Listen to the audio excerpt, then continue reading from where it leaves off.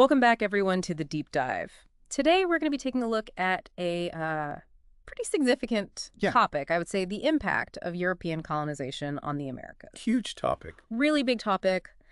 A lot of stuff to unpack here. We've been going through a bunch of different historical analyses, Right. kind of detailing the arrival of the European settlers and really the Shifts. just the shifts that happened, for the indigenous populations, but also just the land itself. Yeah. And I think it's one of those topics in history that's So complicated. Just- So you can't simplify it. you can't. It's too easy to simplify, I think, and we want to kind of get past that a little. Yeah, bit, don't we? exactly. The goal with this deep dive is not to just list out events. Yeah. We want to understand how it happened, why it happened, Yeah. and what's going on today because of it. Yeah. What are the lasting effects of this? It's been hundreds of years. Still with us?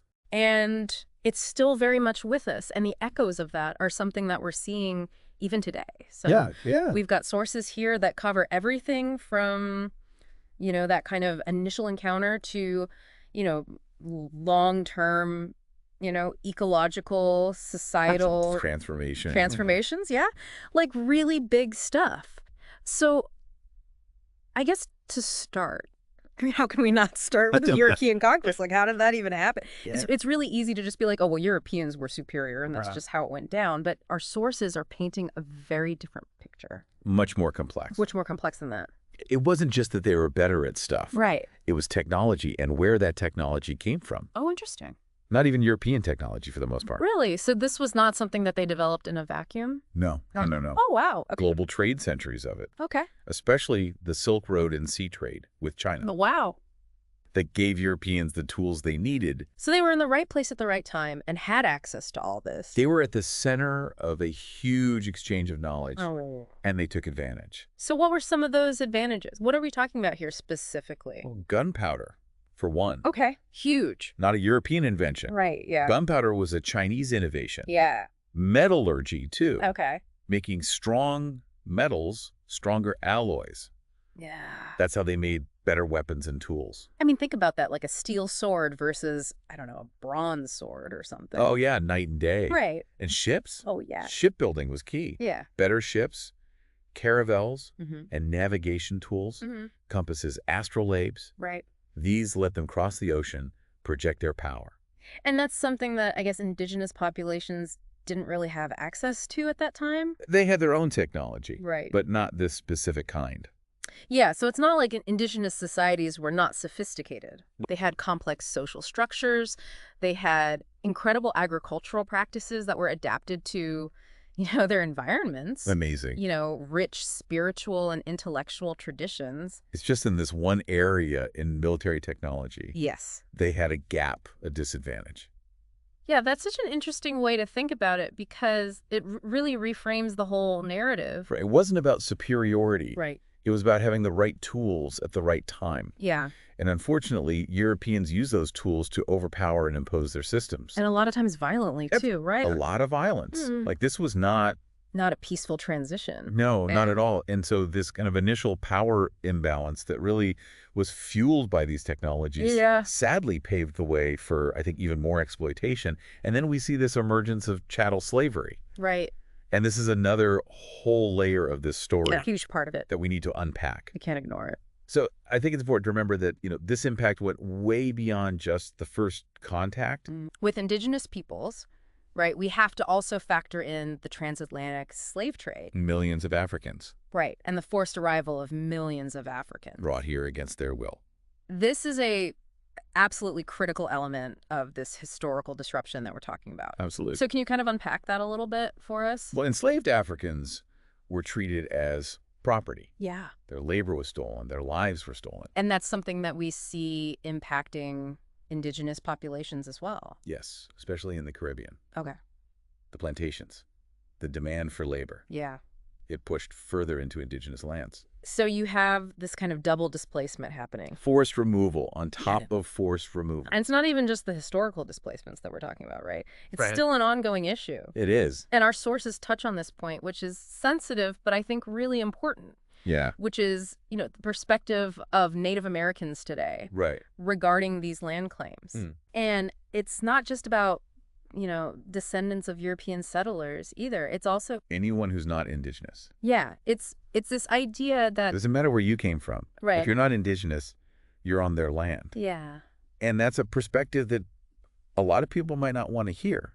Yeah, it's uncomfortable. But it's real. It's real, and if we want to understand this history, we have to acknowledge it. We have to. So I think it's fascinating because the sources really emphasize this idea of original inhabitants. Right. Like, who was here first? First Nations. Yeah, and it's clear that a lot of Native Americans see anyone else claiming this land as disrespect? As deep disrespect, as if, they don't have that same connection. Because they don't. Because they don't, right? Like, their connection is ancestral. It goes back thousands of years. Millennia. And it predates everyone else who came here. Through colonization, through slavery. It's a really fundamental question about, about belonging, about, what is your relationship to this land? To this history. To this history, to this place. That's a big question.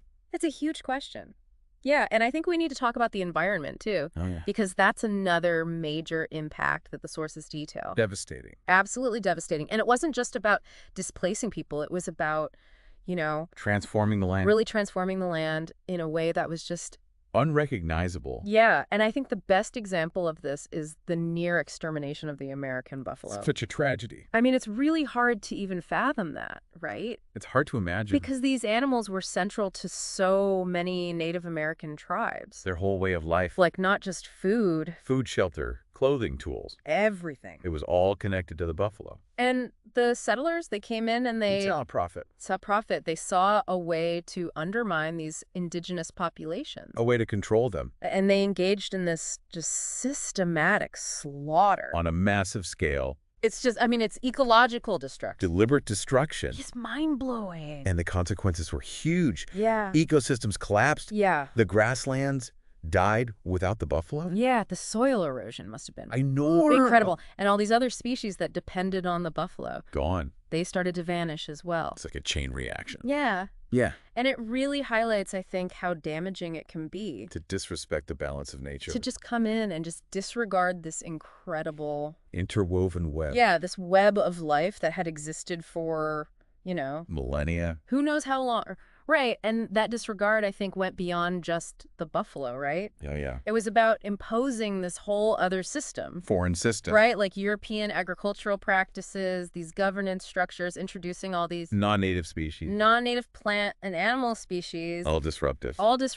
Yeah, and so indigenous peoples had developed these incredibly sophisticated...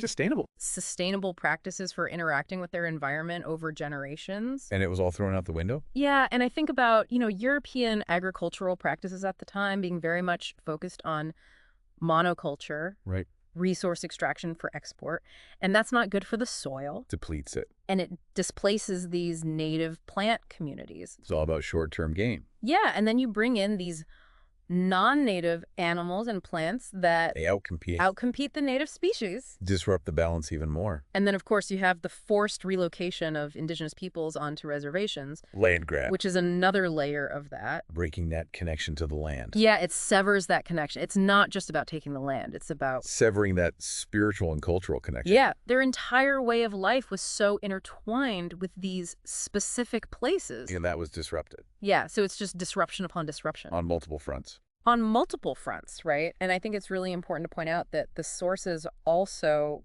talk about the importance of challenging the negative stereotypes that still exist today. About Native Americans. About Native Americans, yeah, because... these stereotypes, they're harmful. They're really harmful. And they're not based in reality. Yeah. The sources we looked at, they talk about studies showing that when Native Americans have access to good education, right, they do incredibly well. Yeah. Some studies even say they score higher on intelligence tests on average than their European counterparts. That's amazing. Which really makes you think, right? It really challenges this whole idea of intelligent. Of, this kind of inherent inferiority that was used to justify everything. It was a lie. It was a lie, a complete lie. And these achievements, these modern achievements of Native Americans, They prove it. They prove it. And it's not surprising to me because They come from a long line. they come from such a rich intellectual heritage. Of brilliance. Yeah. And that didn't just disappear. No, it adapted. It adapted. It survived. It's still there. And it's still with us today. And I think that's so powerful. So powerful. And it's a reminder that, this was a people that were incredibly intelligent. Incredibly capable. Incredibly capable. And they're still here. Still here. And they're still thriving. And achieving. Yeah. And contributing. So we have to understand that the impact of colonization is not just a thing of the past. Right. It's not just a chapter in a history book. It's still happening. It's still happening today. Environmental damage is still there. Yeah, desertification, deforestation, the loss of biodiversity, the crisis. And indigenous communities are still dealing with the fallout. Yeah. Loss of land, cultural suppression, economic marginalization. It's hard. It's a direct result of colonization. And it's not over. Their fight continues. Yeah. They're still fighting for self-determination, for justice, for the restoration of their lands. They never gave up. And it's a fight that's been going on for hundreds of years. Hundreds of years. And this brings us back to that really powerful and I think often misunderstood point about identity. About who is American. About who is American, right? And our sources highlight the deep offense that a lot of Native Americans feel. They feel it deeply. When non-Native groups claim that identity, like when they say, I'm American. Right. And it's not just about, descendants of settlers either. It's everyone. It's anyone who's not Indigenous. Right. Because from the perspective of, the sources that we looked at, the term American, it rightfully belongs to the Indigenous peoples. They were here first. They were here first. Yeah. This is their land. The arrival of settlers changed everything. It changed the meaning of the word American. It changed the whole continent. And the fact that descendants of those settlers, generations later, still assert ownership over this land. It adds insult to injury. It's seen as a further act of disrespect. A denial of their history. A denial of their history, a denial of their connection to this land. And it's ongoing. It's ongoing, yeah. And what's really striking is just how consistent this perspective is. Across all our sources. Across all the sources, it's like this deep pain. Frustration. This frustration that's just palpable. It's about being ignored. Yeah, it's about their history being denied. Their sovereignty being denied. Our identity being denied. It's a lot to carry. It is, and I think it's something that, we need to grapple with. As a society. As a society, yeah. So as we kind of wrap up this deep dive into the impact of European colonization, I think a few things are clear. It was complex. It was complex. It was not a simple story of one group being better than another. Technology played a huge role. Yeah. Technology was a key factor in enabling the conquest. But it wasn't the whole story. Right, and the consequences were devastating. Of everyone involved. Yeah, you have the enslavement of millions of people, the near destruction of entire ecosystems. The imposition of foreign systems. That continue to destabilize the land. And indigenous cultures. And it's not over. No, it's not. Like the legacy of colonization is alive and well. It's shaping our world today. Particularly for indigenous communities. We're still fighting. Yeah, who are still fighting for recognition, for justice, for the restoration of what was taken from them. A fight for survival. And that's a fight that we need to support. We need to listen. We need to listen to their stories. We need to understand their perspective. And amplify their voices. Yeah, and one of the sources that we were looking at had this really, I think, powerful, provocative statement that I think kind of encapsulates the feeling of all of this, right? And it said, I'm going to quote this directly. Okay. It said, maybe it's time for foreigners to leave indefinitely. We are here shamelessly against the will of the people here. Wow. And that's a really, I think... strong statement. It's a strong statement. It's a really unsettling thought. It makes you uncomfortable. It makes you uncomfortable, yeah. But it forces us to think. About the roots of this problem. About the roots of this problem. Yeah, about land ownership, about historical injustice. About who belongs. About who belongs. And it really centers the perspective. Of the indigenous people. Of the indigenous peoples who were here first. Whose voices have been silenced for so long. Yeah, and I think it's a powerful lens through which to view all of this. It changes your whole perspective. It really does. And so as we wrap up this deep dive, I think it's clear that this is a history that's still very much with us. It's shaping our present. And it's going to continue to shape our future. We can't ignore it. We can't ignore it, and we need to confront it head on. With open minds. With open minds and open hearts. And a willingness to learn. Yeah, and so thank you for joining us for this deep dive. And we really encourage you to continue reflecting on all of this. Yeah, keep learning. Keep learning, keep questioning, and keep listening. To the voices that need to be heard. Yeah, thank you. We'll see you next time. See you next time.